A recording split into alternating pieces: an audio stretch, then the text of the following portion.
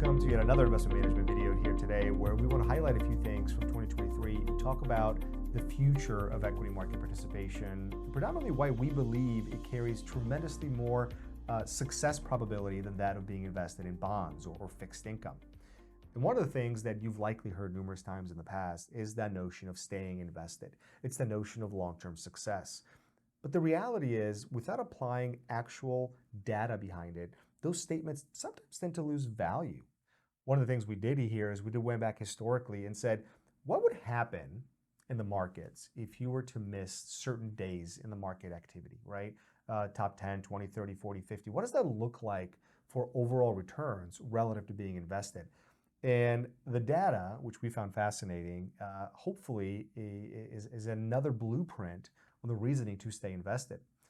Alicia, walk us a little bit through the past 25 years. What does it mean to stay invested, try to time the market, and then what happens if you miss some of those days in the market? What does that look like for overall success? So in this analysis, what we did is we looked at daily returns over the last 25 years. The average return for an investor who stays invested during the entire time frame is 7.54%. What's interesting, though, is just missing the top 10 days within the market would cut your return almost in half to 4.2%. Wow.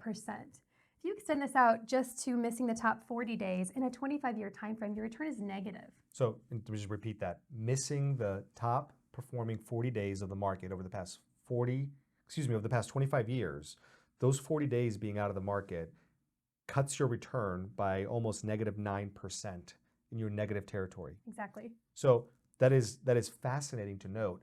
And the reason we're publishing this research to have the data out there is when markets get at levels they are currently, right, coming into 2024, where they are near peak record highs, where the market is dislocated in its weighting structure, where a few names are making up a substantial amount of that risk profile, the tendency is often to, I should consider getting out of the market and waiting for a better entry point.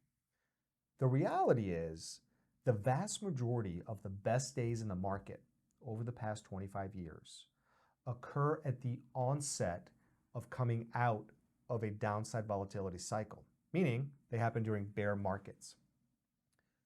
Getting out of the market and timing that perfectly, that's difficult task number one for most investors. But the second most crucial point is knowing when to get back in, because missing those bottom days, you're actually worse off than being invested throughout the entire cycle. So quite fascinating.